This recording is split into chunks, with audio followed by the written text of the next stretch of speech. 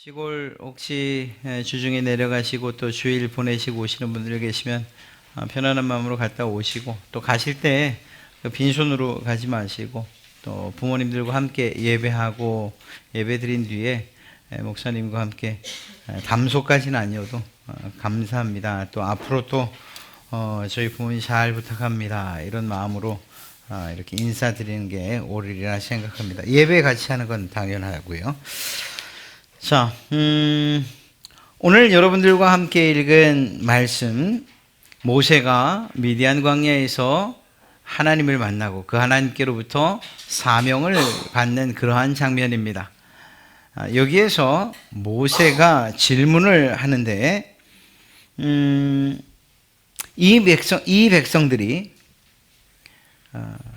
당신들을 인도해 내라고 하셨다 라고 할 때에 그 백성들이 그 신의 이름이 무엇이냐 라고 물으면 내가 무엇이라고 대답해야 됩니까? 이러한 질문과 대답입니다. 사실 이집트, 그들이 종으로 있던 이집트에는 많은 신들이 있었어요. 이집트뿐만이 아니라 다른 여러 나라의 신들이 많았어요. 그리고 그 신들은 이름이 다 있었어요. 그리고 그 이름은 인간들이 원하는 바를 그 이름에 붙였어요. 태양신 라, 우리가 잘 아는 바알도, 아세라도, 이렇게 이름들을 붙이면서 인간의 소망들을 그 이름에 붙이며 그것을 신처럼 섬겼죠. 그러니까 오늘 이 백성들, 이 이스라엘 백성들도 자신들을 인도해내는 신이 과연 누구인가, 그 이름은 우리가 알아야 되지 않겠냐라는 어찌 보면 마땅한 질문인 것 같습니다. 그 질문에 대해서 모세가 대답을 하지요.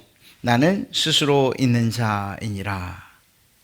그리고 그 아래 해석을 또 이렇게 나누의 줄을 보면 나는 나다, 나는 나다라는 이러한 말로서 하나님의 이름을 표현하고 있는 것을 보게 됩니다. 여러분, 우리가 하나님께서 어떤 분이신가를 알 때에 하나님이 우리에게 알려주지 않으시면 우리는 그분을 알 수 없다고 이야기했어요. 이건 여러분들도 아마 동의하실 겁니다. 사람 사이에서도 그런데 어떻게 하나님을 우리 스스로 깨달아 알 수 있겠어요? 정말 몇십 년을 살아도 부부간에 말하지 않으면 알 수 없는 것들이 있는데, 하나님과 우리 사이에 하나님이 우리에게 말씀해 주지 않고서 우리가 하나님은 이런 분이지라고 스스로 깨달을 수 있는 게 과연 한 가지나 있겠냐 말이에요. 거의 없습니다. 아니, 전혀 없습니다. 그러니까 하나님이 어떤 분이냐라고 물을 때에 그 대답은 하나님께로부터 나와야 되는 거예요. 그런 가운데에서 하나님이 어떤 분이신지를 알려주는 우리가 살피는 두 가지, 이후에 그 하나님이 하신 일들을 통해서도 하나님이 어떤 분인가는 알 수 있지만, 오늘 이 두 가지를 베이스로 해서 하나님이 일을 하신다고 본다면 이 두 가지가 하나님께서 우리에게 계시하신 그분이 어떤 분이신지를 계시하는 방법이다, 이렇게 얘기해도 틀리지 않을 것입니다. 첫 번째는 그분의 이름이었어요.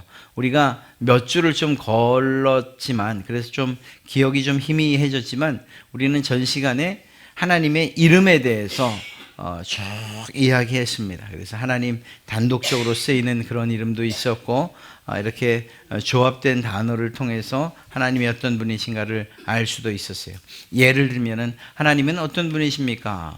그분의 이름 가운데 예비하시는 하나님이시구나. 그래서 여호와 이레라고 하는 그러한 이름으로 불려지고, 하나님은 평강의 하나님이시구나. 여호와 샬롬이라고 그렇게 불려지는, 이렇게 이름을 통해서 그분이 어떤 분인가를 우리는 알 수 있었습니다. 그러니까 여러분들이 그 하나님이 어떤 분인가를 알려면 그분의 이름을 깊이 묵상하면 어느 정도는 하나님에 대해서 알 수가 있을 겁니다. 또 한 가지, 오늘 우리가 살피려고 하는 것은 하나님의 속성입니다. 이 속성이라고 하면 왠지 좀 불경해 보이는데요. 그래서 또 다른 표현으로 뭐라고 하는가 하면 하나님의 성품이라고 이야기합니다. 그러나 정확한 명칭이고 전혀 그 불경과 상관없는 단어 속성이란 표현도 씁니다. 그래서 하나님의 속성, 하나님의 성품. 자, 여러분들이 저를 어떻게 아십니까? 저에 대해서 어떤 부분을 아시고 어떤 사람이라고 생각하십니까? 여러 이야기가 있겠죠. 그런데 그렇게 여러분들이 생각한 까닭은 무엇일까요? 제가 가지고 있는 속성 때문이에요. 좋은 표현을 하면 제가 가지고 있는 성격이나 성품 때문에 저 사람이 이런 사람이다, 저 사람이 이런 사람이다 이렇게 말하는 거예요. 어떤 사람은 보기에는 굉장히 차가워서 이 한 발짝도 다가갈 수 없을 것 같은데 상대를 해보니까 온유해요. 말도 부드러워요. 따뜻해요. 그리고 정말 사랑이 넘치고 지혜도 있어요. 그러면 우리는 그때부터 어떻게 그분을 알게 되느냐? 차가운 건 걷어지고 그분은 정말 온유하고 따스하고 지혜롭고 이렇게 알게 되죠. 그 사람이 어떻게 생겼느냐는 중요하지 않아요? 그분이 가지고 있는 성품이나 성격이나 속성을 따라서 우리는 그분은 이런 분이야 라고 말하는 거죠. 하나님도 마찬가지입니다. 하나님은 어떤 분이시냐라고 할 때 그분은 어떤 속성을 가지고 어떤 성품을 가지고 계신가를 알면 하나님 그런 분이시구나 라는 것을 알게 되는 것입니다. 물론 이것이 전체적으로 하나님을 다 안다고는 말할 수 없어요. 그러나 우리 사람이 알아야 될 정도의 그 하나님에 대한 이 지식은 충분히 갖게 되는 거죠. 하나님의 일하심도 이 성품을 기반으로 하고 있어요. 기초로 하고 있어요. 예를 들면 이런 거죠. 하나님께서 여러분을 구원해 주셨어요. 저를 구원해 주셨어요. 이것은 하나님의 어떤 성품에 기인한 것일까요? 사랑이라고 말할 수 있겠죠. 하나님의 그 사랑이, 하나님의 그 인자하심과 인애하심과 자비롭게 여기심과 불쌍히 여기시고 긍휼히 여기시는 그 하나님의 성품이 우리를 구원해 주신 거예요. 하나님께서 정말 악인들에 대해서 심판을 하셔요. 이 심판하는 것, 이것은 하나님의 어떤 성품과 관련된 것일까요? 하나님의 공의로움, 정의로움, 이런 것과 관련되어 있는 거예요. 그러니까 하나님이 이제 우리가 보게 되겠지만 하나님의 성품, 속성을 살핀다면 하나님이 어떤 일을 하시는가를 살피게 되는데 이 어떤 일을 하시는가에 있어서 전혀 변덕스럽지 않으셔요. 이 성품을 기반으로, 성품을 기초로 해서 그분의 하시는 일들이 나오기 때문이에요. 그러니까 이제 우리는 하나님을 이 앞으로의 몇 차례를 통해서 하나님이 어떤 분이신가를 어렴풋이나마 알게 될 것입니다. 첫째는 이름을 통해서 우리가 하나님이 어떤 분인가를 알게 되었고, 또 그리고 하나님의 성품과 속성을 통해서 하나님이 어떤 분인가를 알아가려고 하기 때문입니다.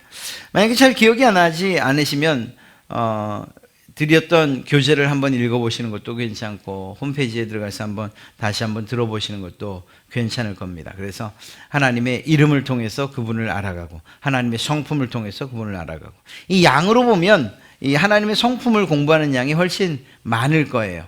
그만큼 넓고 그리고 중요하기 때문이라고 이야기할 수 있죠.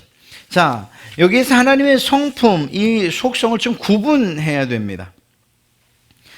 하나님만이 가지고 계신 성품이 있고 하나님 인간과 공유하고 있는 그런 성품. 자, 여기서 인간과 공유했다고 해서 그 시작이 인간이란 건 아니에요.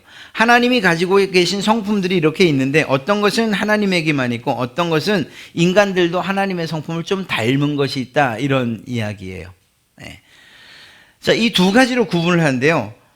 예를 들면 자존성, 스스로 계시는 것, 또 무한성, 영원성, 단일성, 이런 것들은 이렇게 표현합니다. 자연적 속성이다. 그래서 하나님의 본질, 하나님은 어떤 분이신가, 본질에 속하는 그러한 성품이라고 이야기하고, 절대적 속성이다. 즉 하나님 그분에게만 있는, 그분 자체로서 관찰되어지는 그런 하나님의 본성이다. 또 내재적인, 자동적인, 그래서 하나님의 본질 밖으로 함께 공유되지 않는, 흘러가지 않는 이런 속성이다고 말해요. 무한성, 자존성, 영원성, 단일성, 이런 것 말입니다. 저희는 이번에 비공유적 속성이라는 이름으로 공부를 할 거예요. 그러니까 인간과 공유하지 않는 거예요. 가만히 생각해 보면 그렇구나. 우리가 충분히 알 수 있어요. 피조물과 어떤 닮은 점도 가지고 있지 않은 하나님만의 속성을 이야기해요. 그래서 비공유적 속성이라고 말하고, 반대로 선하심, 진리, 거룩하심, 긍휼, 사랑, 인애 이런 것들은 도덕적인 성품이죠. 그래서 도덕적인 존재로서 하나님의 특징을 묘사하는, 그래서 하나님이 이 세상에서 행동하실 때 드러나는 어떤 특성이라고 말할 수 있어요. 또 상대적이에요. 하나님 그분에게만이 아니라 인간과 관계 가운데에서 관찰되어지는 하나님의 속성이에요. 또 유출적, 하나님 바깥으로 드러나는 그러한 존재 바깥에서 어떤 결과를 만들어내는 성품이 바로 이런 사랑, 선하심, 진리, 거룩함, 긍휼 이런 것들인 거죠. 그러나 이런 앞에 도덕, 상대, 유출 이거 말고 우리는 공유적 속성이란 측면에서 살펴볼게요. 그러면 우리는 뭘 공부할 건가 하면 하나님의 성품 가운데 비공유적 속성, 공유적 속성 이 두 가지로 나눠서 이제 공부할 겁니다. 공유적 속성이란 건 뭔가 하면 하나님의 것인데 인간이 그것을 함께 공유하는 거예요. 요즘 쉐어링 한다고 하죠. 하나님의 속성을 함께 나누어 가지고 있는 것들. 예를 들면 이런 거죠. 부모님의 사랑. 부모님이기 때문에 사랑? 그렇게 볼 수도 있어요.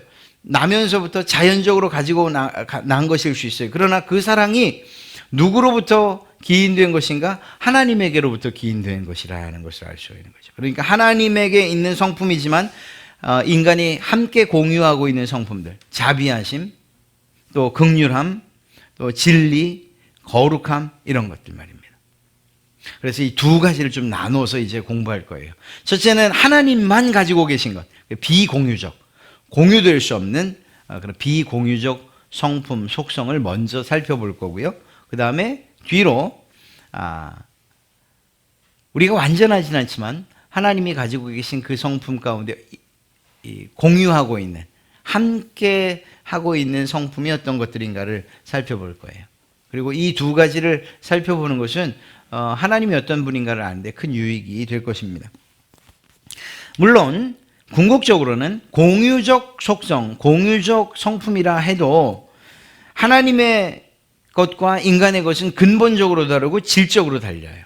예를 들어 하나님의 사랑이라는 것과 제가 여러분들을 사랑한다 할 때 이 사랑의 크기나 질은 완전 다른 거죠. 하나님의 사랑을, 인간의 사랑이 가장 고결한 것이라 해도 따라갈 수가 없어요. 그런 점에서 비록 공유하고 있지만 질적으로 혹은 근본적으로 차이가 있다 이렇게 말해야 됩니다. 하나님에게도 사랑이 있고 나도 사랑이 있는데 똑같은 사랑이지 이렇게 말할 수 없다는 거예요. 부모님의 사랑이 아무리 놀라워도 그래도 하나님의 사랑과 견줄 수 없다. 그래서 근본적으로 질적으로 차이가 있다는 걸 인정하고 이 공유적 속성도 봐야 된다는 것입니다. 자, 그러면 이제 우리가 두 가지를 오늘 살필 건데요. 자존성을 먼저 살필 거고요. 그 다음에 영원성을 살필 겁니다. 이건 하나님에게만 있는 거예요. 자존성? 정말 하나님에게만 있는가? 한번 생각해 보면 알 수 있습니다. 세상 만물들은 다 만들어졌을까요? 아니면 원래부터 있었을까요? 당연히 만들어졌어요. 만들어지지 않은 것들이 없어요. 뭐가 있죠? 만들어지지 않은 것들이 없어요. 하나님께서 태초에 천지를 창조하시니라 라고 하는 그 시점부터 공간도 만들어지고 그리고 시간도 만들어지고 뿐만 아니라 모든 사물들도 만들어지기 시작을 했어요. 그러니까 이 세상 그 어떤 것들도 만들어지지 않은 것이 없어요. 그런 점에서 하나님은 어떤 분이시냐? 하나님은 스스로 계시는 분이시고 그 누구에 의해서 만들어진 분이 결코 아니다 라는 그런 의미예요.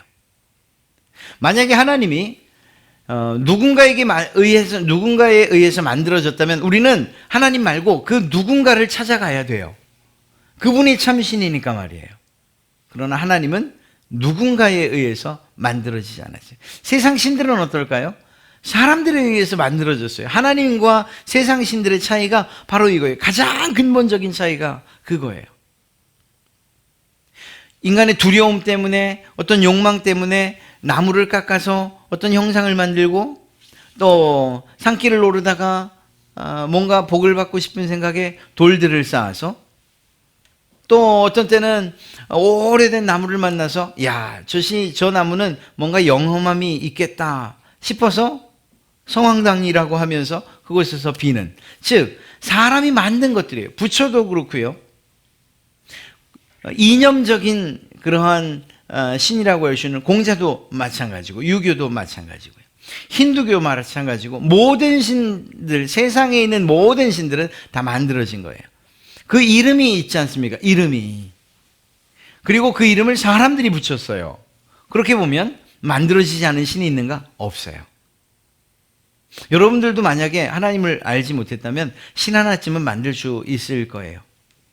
여러분이 가장 애장하고 또 여러분들이 가장 아끼는 것 하나, 나의 수호신 해가지고 어떤 뭘 하나 이렇게 뭐 사물 하나 만들어갖고 이건 나의 수호신이야, 뭐 이렇게 말할 수 있겠지 않습니까? 이름까지도 붙여줄 수 있겠죠. 이렇게 세상의 모든 것들은, 심지어 신까지도 사람들이 만든 것이에요. 또 하나님이 만드신 거예요. 그러나 하나님은 그 누구에 의해서 만들어지지 않았다라는 것입니다. 그러니까 하나님은 존재하시는 데 있어서 어떤 것에 의존하지 않으셨다는 거예요. 스스로 존재하시는 분이라는 거죠. 하나님은 그 어떤 것으로도, 어떤 그 무엇으로도 창조된, 누군가에 의해서 창조된 분이 아니라는 사실입니다. 출애굽기 3장 14절, 오늘 우리가 함께 읽었던 말씀, 하나님이 모세에게 이르시되 나는 스스로 있는 자니라. 하나님께서 말씀하시죠. 나는 스스로 있는 자다. 또 이르시되 너는 이스라엘 자손에게 이같이 이르기를 스스로 있는 자가 나를 너희에게 보내셨다 하라. 네. 스스로 있는 자, 바로 하나님은 자존하시는 분이라는 사실을 성경이 증명하고 있습니다. 자, 하나님께서 이렇게 스스로 계신다는 이 사실은 하나님이 창조하셨다는 사실, 그리고 인간을 구원하시는 이러한 구속사역, 그 시작과 완성에 대해서 보증수표처럼 우리는 하나님이 이렇게 확실한 분이라는 사실을 알 수가 있습니다. 왜? 하나님이 만드신 세상 가운데에서 창조도 있었고, 그리고 우리 인간의 타락도 있었고, 그 타락의 문제를 해결하기 위해서 구속의 사건도 있었지 않습니까? 하나님의 만드신 안에서 말입니다. 그러니까 이 일에 대해서 하나님께서 창조하신 세계 가운데서 일어나는 일이라는 이 사실만으로도 우리는 이 모든 일들이 하나님의 주권하에서, 하나님의 통치하심 가운데서 일어나고 있구나라고 믿을 수 있다는 것입니다. 이사야서 41장 4절에 이 일을 누가 행하였느냐? 누가 이루었느냐? 누가 처음부터 만대를 불러내었느냐? 나 여호와라. 처음에도 나요, 나중에 있을 자도 내가 곧 그니라. 하나님은 처음부터 끝까지 계심을, 사실 그 처음이라는 것도 우리는 생각하기를 우리가 가지고 있는 시간의 개념으로 생각을 해요. 그러나 그 처음은 처음이라고 불려질 따름이지 그 처음은 언제인지는 몰라요. 영원의 시작, 그럼 그 영원의 끝까지 가도 또다시 영원의 시작이 있기 때문에 말이죠. 그러니까 영원의 끝과 시작은 사실 있을 수가 없어요. 제가 여러분들에게 시간에 대해서 이야기할 때 그런 얘기 많이 하죠. 이렇게 시간이 있어요. 이렇게 영원 전부터 영원 끝까지 시간을 이렇게 막대로 선으로 한번 표시했다고 칩시다. 여기에서 우리가 보통 100년 사니까 100년을 표시 한번 하면 어떻게 표시가 될까요?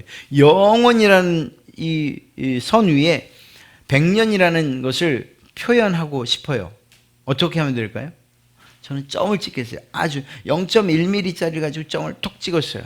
그러나 그게 100년일까요? 아니죠. 그것은 또다시 확대돼서 또다시 영원으로, 또 영원으로. 그러면 한없는 그러한 영원의 시계 가운데에서, 그 시간 가운데에서 이 100년을 표시할 수 있는 방법이 없는 거예요. 그만큼의 시간의 그 앞과 뒤 이것을 영혼이라고 이야기할 수 있는 거죠. 그러니까 이 영혼은 사실 우리의 이 이해로는 잘 되지 않는, 우리 지금 시간의 개념을 가지고 있는 경우엔 정말 이해할 수 없는 그러한 부분입니다. 그런 분이라는 것이죠.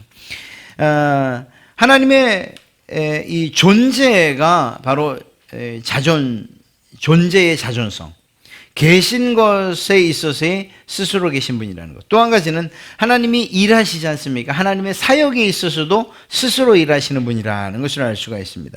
하나님은 하시는 일에, 하나님이 하시는 그 어떤 일에 있어서 누군가의 도움을 필요로 하지 않으신다는 거예요. 하나님께서, 이건 정말 우리가 주의 깊게 생각해야 돼요. 우리가 흔히 하나님, 내가 하나님을 위해서 일을 하고, 하나님을 위해서 이 일을 하고 저 일을 하고, 하나님의 영광을 위해서 이 일을 하고 저 일을, 이 말이 이 하나님의 성품에 비추면 맞는 말일까요? 안 맞는 거예요. 안 맞는 거죠. 하나님은 이미 완전하시고 이미 사역에 있어서도 스스로 계시는 분이에요. 그러니까 우리가 무슨 일을 하는 것을 통해서 하나님의 일이 더 견고해지고 완전해지는 일은 있을 수 없다는 거예요. 그럼에도 불구하고 하나님께서 하등 도움이 되지 않음에도 불구하고 우리에게 너는 나의 동력자야 라고 불러주시니 이 얼마나 감사한 일이냐는 거예요. 마치 이런 거죠.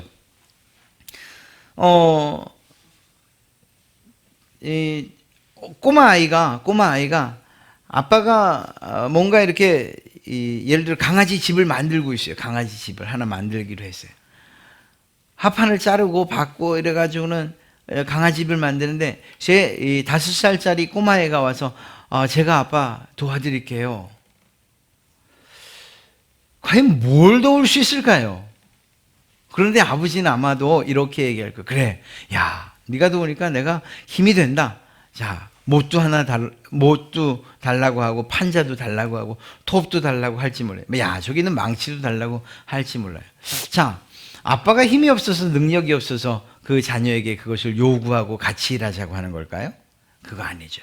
하나님도 마찬가지고요. 하나님이 이루지 못하실 일이 없어요. 하나님이 하지 못하는 일이 없어요. 누구의 도움을 받지 않고 하나님 모든 일을 다 하실 수 있어요. 그럼에도 불구하고 여러분들을 불러서 너는 나의 동력자야. 너와 내가 함께 일하고 싶어라고 말씀을 하신다니까요. 이건 누구를 위해서 그렇게 하시는 걸까요? 하나님의 이 사역의 자존성을 생각한다면 하나님은 하나님 때문이 아니라 바로 여러분 때문에, 여러분에게 복 주시고자,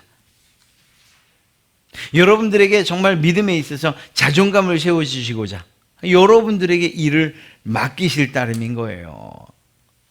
어쩌면 우리가 하는 일들은 해코지를 하는 것일 수도 그럴지도 몰라요. 그러나 하나님은 그것에 대해서 여전히 기뻐하시면서 함께 일해줘서 고맙다고, 함께 일하자고 이렇게 말씀하시는 분이신 것이죠. 로마서 9장 15절부터 16절 말씀을 보면 모세에게 이르시되 내가 긍휼히 여길 자를 긍휼히 여기고 불쌍히 여길 자를 불쌍히 여기리라 하셨으니 그런즉 원하는 자로 말미암음도 아니요 다른 박질을 하는 자로 말미암음도 아니요 오직 긍휼히 여기시는 하나님으로, 하나님께서 일하신다는 거예요. 그 하나님의 사역은 완전하다, 또 자존적이다, 즉 스스로 일하시기에 충분하시다. 하나님은 선택과 이 에베소서 1장 5절 말씀을 보면 그 기쁘신 뜻대로 우리를 예정해서 예수 그리스도로 말미암아 자기의 아들들이 되게 하셨느니라. 하나님의 뜻대로 이루어 가시는 거예요. 하나님의 일은 하나님의 뜻대로, 그리고 그것으로 충분하다는 것이죠. 하나님은 선택과 결정이 있어서 매우 독립적이십니다. 누구의 도움이나 혹은 의존적이지 않으세요. 하나님의 누구에게도 또는 무엇에게도 영향을 받지 않으신다는 거예요. 하나님은 스스로 모든 일들을 행하시기에, 그러면서도 완전하게 행하시는 하나님이라는 거죠. 하나님 자신의 뜻과 하나님 자신의 능력으로 일을 이루신다는 거예요. 다니엘서 4장 35절에 땅의 모든 사람들을 없는 것 같이 여기시며 하늘의 군대에게든지 땅의 사람에게든지 그는 자기 뜻대로 행하시나니, 다른 어떤 사람의 뜻이나 다른 사람의 도움, 다른 어떤 신들의 도움을 필요로 하는 분이 아니라는 거예요.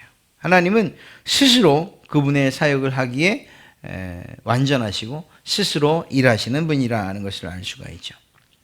그 누구도 하나님이 행하시는 것을 그렇기 때문에 막을 수가 없다는 겁니다.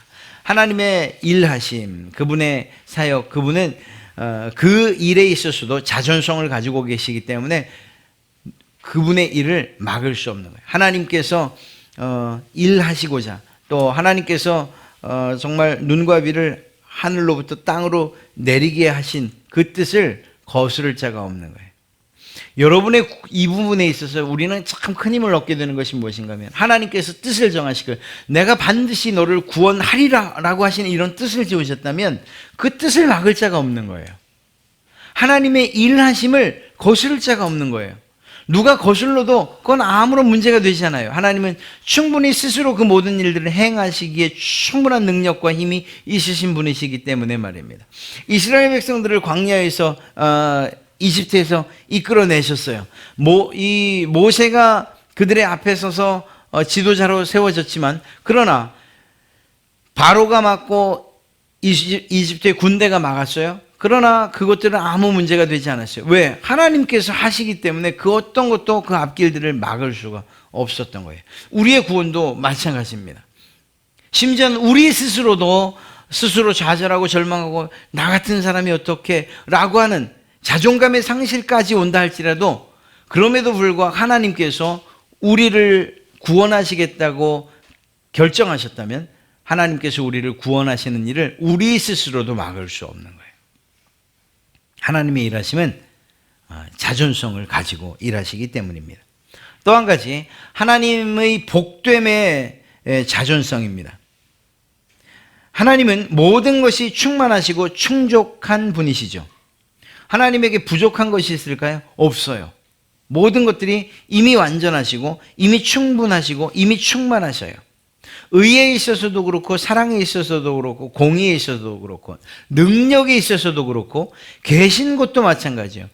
이 땅 가운데 그 우주 어느 곳에도 안 계신 곳이 없는 분이 바로 하나님이에요. 시간에 있어서도 그래요. 영원 전부터 계시고 영원 후까지 지금 현재로 계신 분이 바로 하나님이에요. 이 상상이 안 되죠. 예, 이 부분에 있어서는 우리는 결코 하나님을 이해할 수가 없어요. 그러나 하나님은 완전하신 분이시고 능력 면에서나 모든 부분에 있어서 충만하신 분이에요.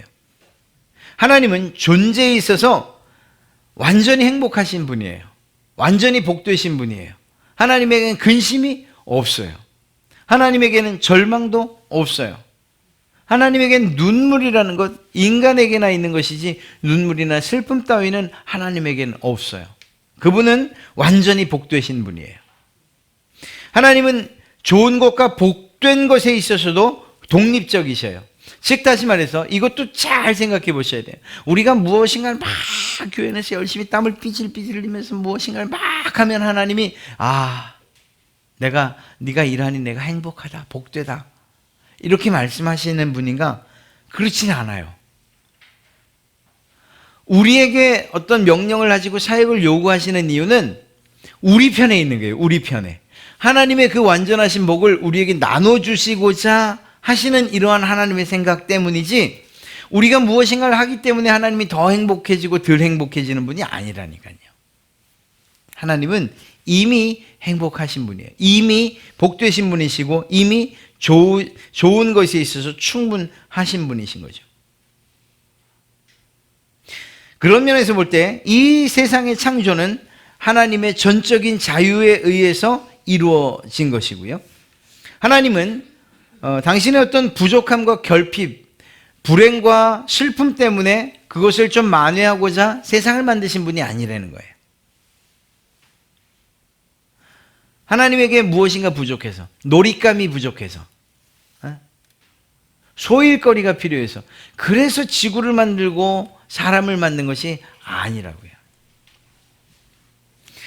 하나님은 이 우주 만물을 만드실 때에 오히려 하나님이 가지고 계신 풍성한 복과 그 좋은 것들을 나누어 주실 대상을 위해 여러분을 만드셨다는 것입니다. 이 얼마나 놀라운 일입니까? 그러니까 하나님의 이러한 복됨의 자존성을 알면 우리가 얼마나 복받은 특별한 존재인지를 알게 되는 거예요. 처음 서두에 말씀드렸던 것처럼 하나님의 성품을 알아가는 것은 우리의 신앙과 우리의 유익에, 즉 하나님이 어떤 분이신가를 알아가는 데 큰 도움이 됩니다 라고 말했죠. 예, 이렇게 하나하나 그분의 성품을 살피면서 우리에게 그분의 성품이 우리에게 어떤 유익이 있구나 하는 것들을 알아간다면 그것이야말로 하나님을 제대로 알아가는 것이라고 말할 수 있는 것이죠. 그렇습니다. 하나님은 어떤 부족한 것이 있어서 결핍이 있어서 무엇인가를 새로이 만들고 그것으로 자신의 부족함을 채우시는 그런 분이 아니라는 거예요. 이미 하나님을 완전하시고 오히려 풍성이 말할 수 없이 풍성하신 분이에요. 그러나 그분께서 세상을 만드시고 여러분을 창조하시고 이 땅 가운데 살아가도록 우리를 세우시고 명령하신 이유 무엇인가? 이러한 일들을 통해서 하나님이 가지고 계신 풍성한 복과 풍성한 좋은 것들을 여러분들에게 주시고자 하는 이러한 선한 뜻이 있으신 것이라는 것이죠.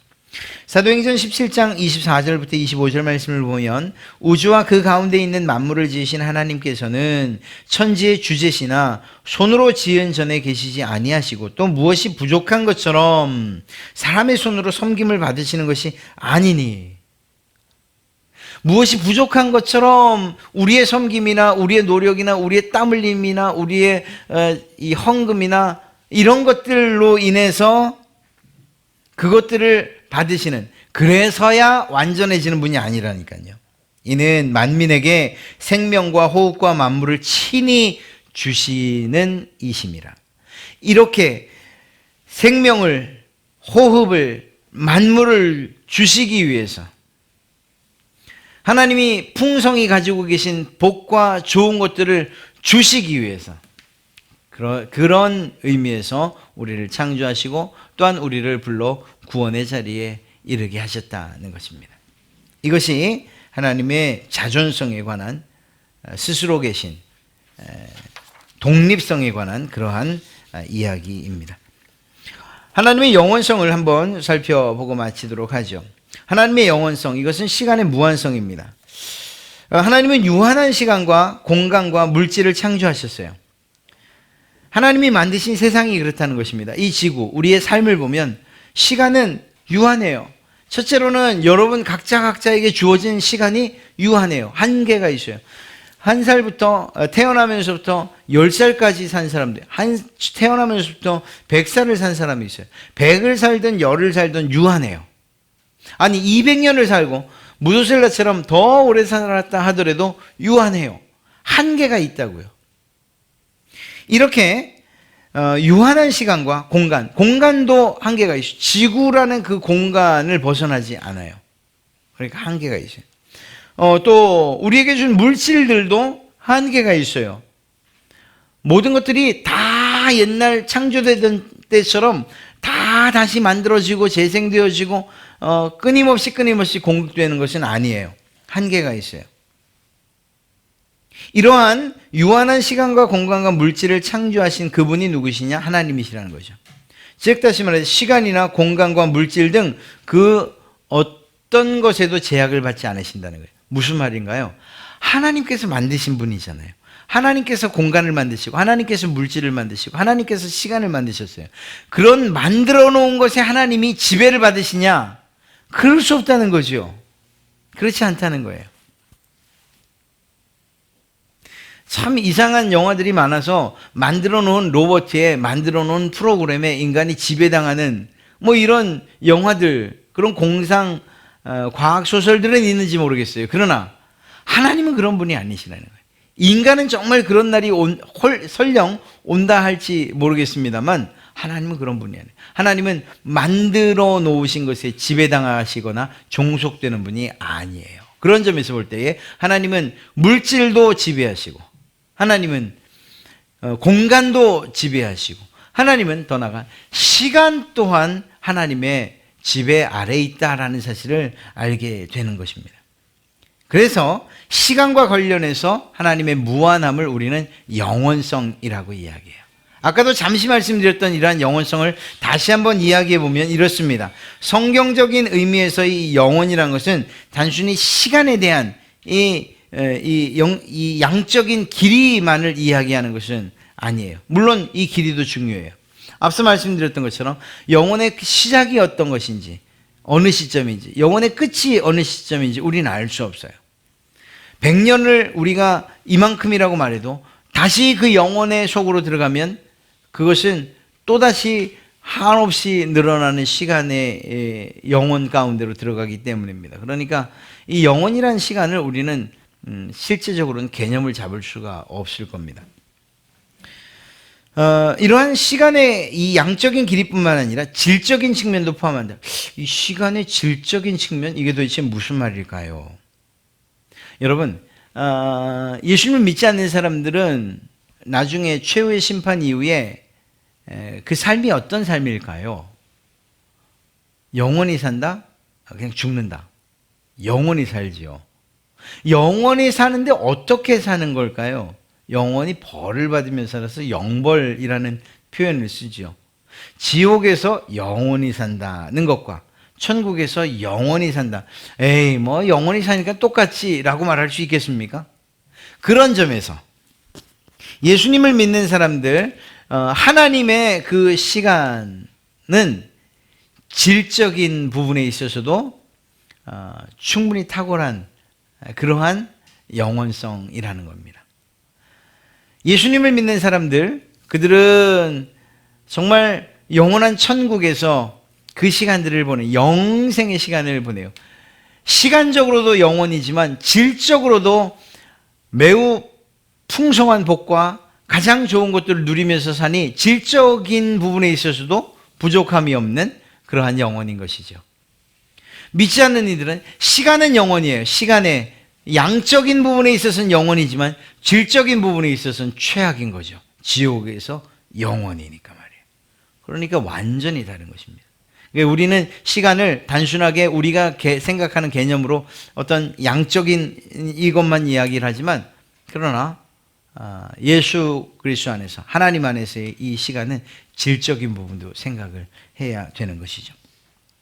그런 점에서 볼 때 영생이라는 것은, 실제로 우리 그리스도인들에게서의 영생이라는 것은 단지 죽을 때부터 얻게 되는 것이 아니고 지금부터라고도 이야기할 수 있는 거예요. 지금 우리가 살아있으니 내가 살고 있습니다 라고 말하지만, 그러나 세상 사람들과는 다르게 우리는 죽는 것으로 보지 않고 새로운 생명의 시작으로 보니, 예수님을 믿은 그때부터 우리는 이미 영생의 삶을 시작했다 해도 틀리지 않은 거예요.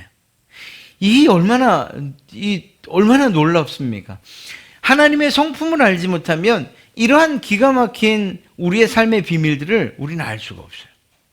그러나 하나님의 영원성, 그 질적인, 시간의 질적인 영원성까지 알게 된다면, 우리의 삶이 이게 진짜, 우리 시쳇 말로, 우리 아이들 말로 진짜 이게 대박이구나 하는 걸 알게 되는 거예요.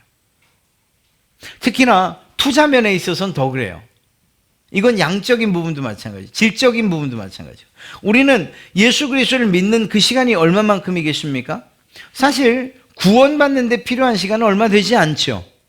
예수 그리스도를 우리의 마음으로 시인하고 입술로 고백해서 예수 그리스도를 믿는 이 믿음을 가지고 구원받아요. 그렇다고 본다면 이 구원에 관한 이 시간은 그렇게 많은 시간이 소요되지 않아요. 설령 그 믿고 나서부터 죽기까지 그리스도인의 삶을 살아야 되는 책임과 의무를 다해 살아야 되는 시간이 있다 할지라도, 그래서 그것이 설령 30년이 가건 혹은 100년이 갔다 할지라도 그 100년이라는 시간이 영원의 시간 속으로 들어가면 아무것도 아닌 시간이 되지 않습니까? 그렇게 보면 우리는 가장 큰 투자를 하고 있는 사람이에요. 사도 바울이 가지고 있는 비밀이 바로 이것이었어요. 우리에게 부활이 없다면 우리는 정말 가장 미련하고 불쌍한 자들이라고 했던 게 이거예요. 우리도 마찬가지예요. 우리에게 부활이 없고 영생이 없다면 우리처럼 미련한 사람이 없는 거예요. 지금 다 시골 가셨어야 되잖아요, 다. 아니, 그것 아니면 편안하게 여러분들이 휴일을 즐기실 준비를 하셔야 되잖아요. 그런데 뭐예요? 우리는 그 비밀을 알고 있어요. 이 짧은 시간, 100년도 채 안 되는 이 시간의 투자를 통해서, 믿음의 투자를 통해서, 예수 그리스도에게 투자한 이 100년도 안 되는 시간을 통해서 영원을 얻을 수 있고, 단지 시간만이 아니라 질적으로도 영원을 얻을 수 있다. 이건 정말 기가 막힌 일이죠. 그런 점에서 우리의 믿음은 그냥 단순하게 상념 혹은 어떤 사상으로 그치는 게 아니고 실제예요, 실제. 이 사실을 믿으면 믿을수록 더욱 그럴 것입니다. 요한복음 5장 24절, 내가 진실로 진실로 너희에게 이르노니 내 말을 듣고 또 나 보내신 이를 믿는 자는 믿는 그 순간부터 영생을 얻었고 심판에 이르지 아니하나니 사망에서 생명으로 옮겼느니라. 주님께서 하신 말씀이에요. 기가 막힌 말씀이시죠. 자, 우주를 창조하실 때 하나님은 공간과 물질뿐만 아니라 시간도 창조하셨어요. 우리는 그 시간이 원래부터 있었다라고 생각해요. 성경에도 태초라고 말하죠. 그런데 그 태초가 언제인지는 알 수 없어요. 태초에 하나님이 천지를 창조하시니라. 그리고 태양과 달을 만드신 다음부터 시간이 시작되었어요. 그러니 시간도 하나님의 창조물 가운데 하나라는 거예요. 우린 그렇게 생각하지 않지만 말입니다. 사람들은. 시간은 창조와 함께 시작되었다는 거예요. 그렇기 때문에 하나님은 그 시간에 초월해서 계신 분이에요. 시간에 얽매이는 분도 아니고 시간에 귀속되는 분도 지배를 받는 분 더더욱이 아니에요. 시간을 넘어서서 초월해 계신 그러한 분이라는 사실입니다. 그러니 시간의 시작과 끝, 또 시간의 흐름, 현재, 과거, 현재, 미래, 이러한 시간의 흐름과 상관없이 시간의 모든 순간에 살아계신 하나님이라고 해요. 이건 우리의 생각으로는, 우리의 사고로는 정말 이해할 수는 없어요. 그러나 만약에 우린 잘은 모르지만 그냥 단순한 한 가지만 생각해도 우린 충분히 어느 정도는 이해할 수가 있어요. 우리는 지금 3차원의 공간에서 살고 있어요. X, Y, Z 뭐 이래가지고 공간이라는 개념 아래서요. 그런데 하나님에게는 과연 이 차원이라고 하는 것이 과연 어느 만큼까지가 하나님의 차원일까 생각해 보면 우리는 상상할 수가 없죠. 4차원으로만 가면 시간이 조절되는 거죠. 그렇죠. 5차원의 세계는 사실 우리가 상상을 할 수가 없어요. 그런데 만약 하나님의 차원이 이러한 우리의 차원, 우리가 생각하는 차원과는 전혀 다르게 뭐 10 혹은 100 이런 단위로 나간다면 우리는 그 세계를 상상할 수가 없는 거예요. 자, 그런 점에서 하나님은 시간에 종속되거나 혹은 그것에 매이지 아니하고 오히려 초월하신다. 그리고 하나님은 우리가 말하는 과거, 현재, 미래가 하나님에게는 언제나 현재라는 이 사실을 믿게 될 거예요. 여러분, 이건 제가 다음에 언젠가 한번 시간이 되면 말씀드릴게요. 개인적으로 말씀드린 분들이 있어요. 잘 이해되진 않아요. 말하는 저도 이해되지 않고요. 적용하는 건 너무 힘들어요. 그러나 한번 생각해 보는 일은 참 재미가 있을 것 같아요. 우리가 예수님을 믿는다. 내가 예수님 믿습니다. 라고 하는 이 믿음이 현재냐, 과거냐, 아니면 미래냐. 우리에게 있어서는 내가 정말 91년도에 그때 예수님에 대한 확실한 고백과 신앙의 고백을 했어요. 난 그때 거듭났어요. 저는 그렇게 얘기를 해요. 그러나 하나님 편에서 본다면 하나님이 제 앞에 계시고 제가 하나님 앞에 있다면 하나님께서는 무엇이라고 말하실까요? 제가 91년도에 그때 얘기했던 그것도 하나님은 현재로 받으시고 지금 살아가는 지금도 역시 현재이시고 제가 죽어서 천국에 가 영원히 사는 그때도 여전히 하나님께는 현재일 것이라는 겁니다. 이해는 되지 않아요. 그러나 이 모든 시간이 하나님에게는 현재라고 믿을 때에 우리의 신앙이 조금 더 분명해지고 그리고 그 대상이 정확해져요.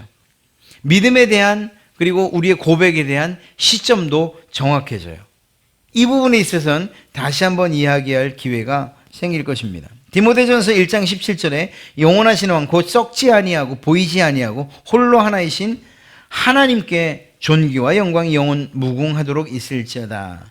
하나님께는 모든 것이 현재요 썩지도 않고 보이지도 않고 홀로 하나이시고 그리고 영원하시다. 인간이 구분하는 시간들, 과거, 현재, 미래 이 모든 것들이 하나님에게는 항상 현재로 의식된다. 이건 한번 꼭 생각해 볼 문제예요. 우리의 믿음의 고백은 언제나 현재라는 거예요. 이 부분은 정말 깊이 한번 묵상해 볼 필요가 있어요. 그러나 그럼에도 불구하고 하나님은 시간의 창조자이심에도 불구하고, 그래서 그것들을 모두 초월하고 계시고 뛰어넘을 수 있고 그것과 상관없이 이 한 걸음 뒤에서 그렇게 일하실 수 있음에도 불구하고 정말 놀랍게도 하나님은 당신이 만드신 이 시간 속에서 역사하신다고요. 이유가 뭘까요? 나를 위해서, 여러분을 위해서요. 시간을 초월하시는 분인데 시간 가운데서 역사하셔요. 피조물과 관계를 맺으실 때에도 하나님은 자신을 낮춰서 시간 속에서 말씀하셔요. 시간 가운데에서 행동하셔요. 시간 속에서 계시하시고 시간 속에서 계획하셔요. 우리가 과거, 현재, 미래라고 말하는, 하나님은 이미 초월해 계시지만 그러나 만들어 놓으신 시간 속에서 우리 가운데서 역사하신다. 만약에 이 시간 너머에서 우리를 위해서 일하신다 그러면 우리는 초자연적인 일들을 너무나도 엄청나게 매일매일 경험하게 될지도 몰라요. 그러나 그렇게 하지 아니하시고 매우 인격적이고 이성적이신 그 하나님께서 우리가 이해할 수 있는 방식으로 이 가운데서, 그래서 설교가 하나님의 말씀을 전하는 것, 또 전도가 미련해 보이지만 하나님은 그 일을 통해서 일하신다고요. 그 미련해 보이는 것을 통해서 영혼 구원의 일을 하신다고요. 이유가 뭘까요? 이것 또한 마찬가지예요. 아까 그분의 풍성한 복과 좋은 것들을 나눠주시고자 함처럼 이렇게 하나님께서 정해진 시간, 그분이 만드신 시간 가운데에서 그분의 목적을 이뤄 가시는 이유가 무엇인가? 우리들에게, 여러분들에게, 저에게 가장 좋은 것들로, 그리고 하나님의 일하심을 나타내 보이시면서 풍성한 삶을 누리게 하시고자 함이라는 것입니다. 우리는 이런 생각을 해요. 하나님께서 꼭 전도라는 그런 방법을 통해서만 구원받게 하시는가? 아니라니까. 그렇지 않다니까. 하나님은 지금 이 순간, 지금 한순간이라도 하나님께서 내가 구원하기로 작정된 사람들에게 그냥 마치 번개불이 번쩍이는 것처럼 쫙 해갖고 모든 사람들에게 예수 그리스도를 믿겠다는 강렬한 소망과 믿음을 가지고 믿음을 우리에게 주실 수 있는 분이에요. 그러나 그렇게 안 하신다고요.